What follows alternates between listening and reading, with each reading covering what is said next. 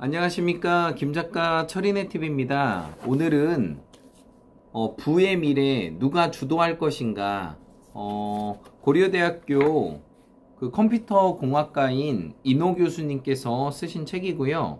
또 서울대학교 국어국문학과 오준호 교수님이 같이 쓰신 책입니다. 이 부의 미래를 누가 주도할 것인가 라는 책은 제가 다시 또 정독을 하고 있는데 내용이 너무 좋아요.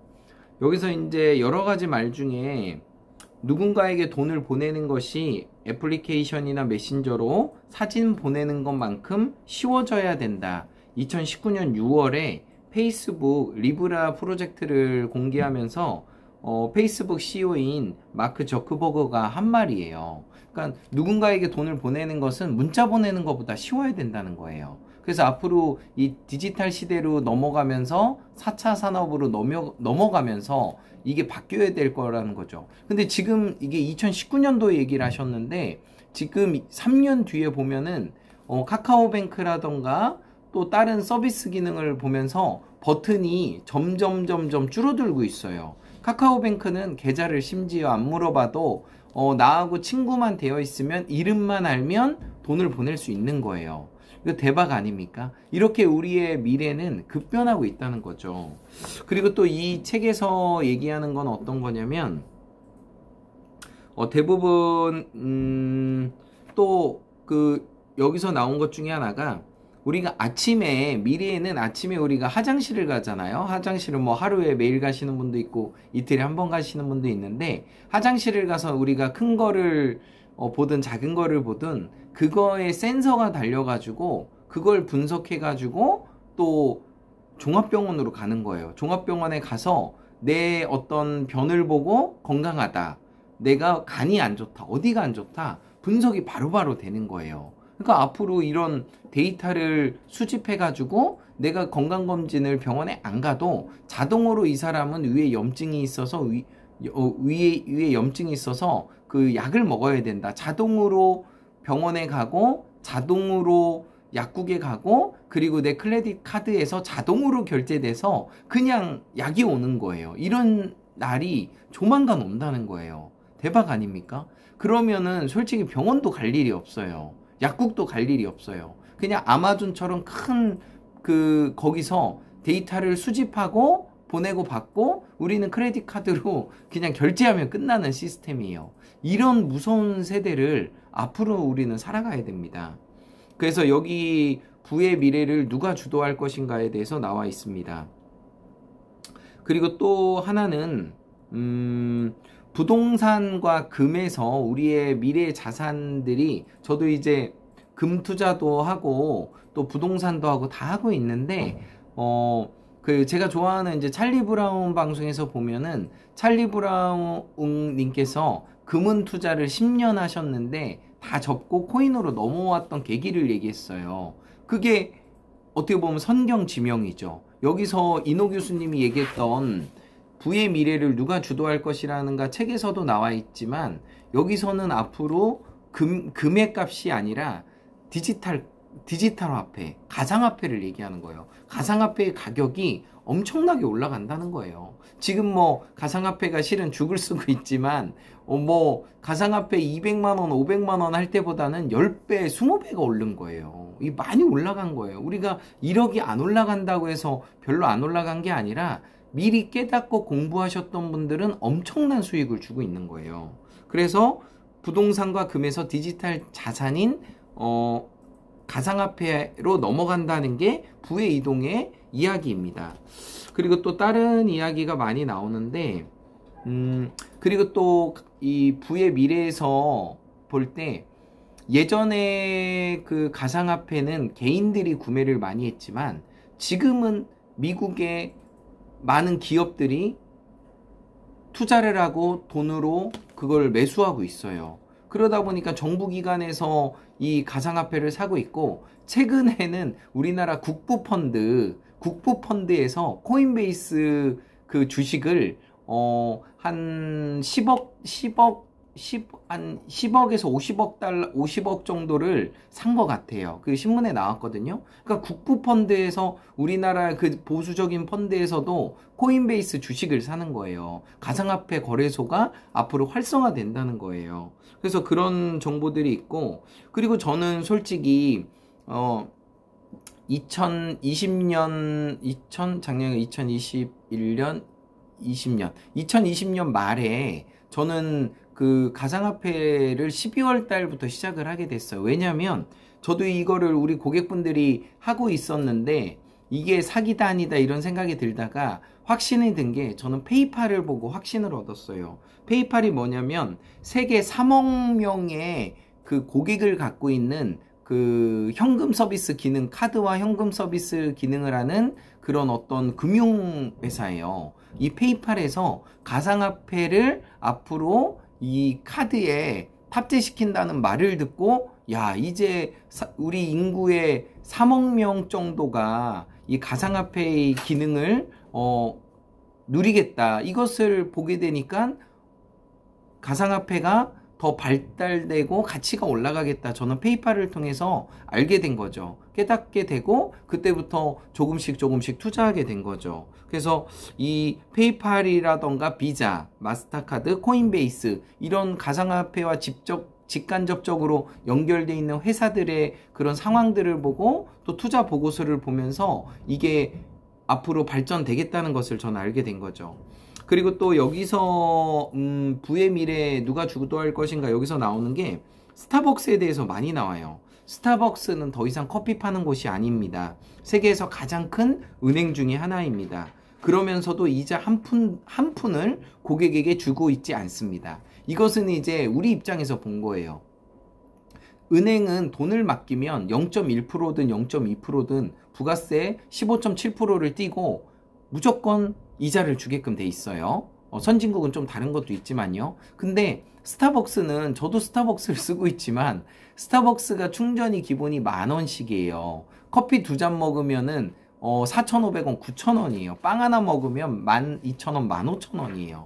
근데 그런 거에서 자동 충전이 10,000원, 20,000원씩 되는데 저도 잔고가 보통 10,000원에서 15,000원이 있는 거예요. 그러면 그 수많은 돈에 대해서 이자를 안 주죠. 그러니까 스타벅스는 이자도 하나도 안 주고 고객의 돈을 갖고 있는 거예요. 이거 대박 아닙니까? 그래서 여기서 얘기하는 게 스타벅스는 커피 회사가 아니라 세계적인 금융회사라는 거예요. 그러니까 이게 참 놀라운 일입니다. 그리고 또 그 디폴트를, 채무 불이행이죠. 디폴트를 선언한 베네수엘라에서도 비트코인과 달러를 쓰고 있대요. 그래서 앞으로는 점점점 달러가 기축통화긴 하지만 수수료가 많이 뛰거든요. 그러다 보니까 비트코인은 수수료가 빵원이에요. 빵원. 그러다 보니까 많은 사람들이 비트코인을 쓰게 돼 있고 이것을 환전해서 현금화하고 있는 거죠. 그래서 저는 기축통화의 그 달러의 자리도 조금씩 위협하고 있다고 봅니다. 그리고 또 좋은 뉴스 중에 하나는 미국의 억만장자들이 비트코인을 사들인다는 게 이 책에서 이제 나와 있는 거예요. 개미들이 사는 게 아니라 억만장자, 억만장자, 조만장자, 정말 돈이 많은 그 부자들이 비트코인을 야금야금 사고 있다는 거예요. 떨어졌을 때 많이 사고 있죠. 그러니까 개미들은, 저와 포함한 많은 개미들은 금액이 올라갈 때만 좋아하잖아요. 근데 똑똑하고 금융 지식이 있는 월스트리트 저널에 있는 그런 똑똑한 사람들은 떨어질 때를 더 좋아하는 거예요. 왜냐하면 줍줍이죠. 현금 갖고 막 사는 거예요. 그리고 어느 정도 올라가면은 다 이익 실현을 하는 거죠. 그렇게 돼 있고요. 그리고 이제 이노 교수님이 말하는 미래 사회는 뭐냐면 데이터를 사고 파는 사회를 얘기하고 있는 거예요. 그래서 데이터를 사고 판다는 게, 아니 이런 통계를 사고 파는 게 가능할까 하는데 데이터가 실은 돈이에요.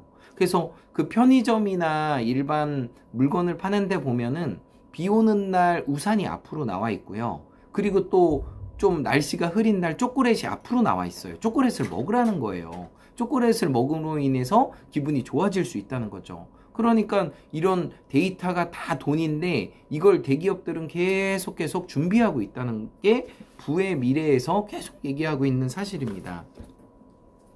그리고 또 많이 나오는 것 중에 하나가 이제 갤럭시에도 조만간 이제 가상화폐 그 탑재 주머니가 장착된다는 얘기가 많이 나오고 있어요. 조만간 될 것 같고요. 그리고 비트코인은 아시다시피 2100만 개 정도의 채굴량이 정해져 있어요. 그래서 지금 2024년이 반감기가 오는데 이제 한 2년 남았어요. 그러니까 비트코인이 아무리 어려워져도 반감기가 2024년에 2년, 3년, 4년, 2년 뒤 정도 되면은 코인 가격이 안 올라갈 수가 없어요. 무조건 올라갑니다.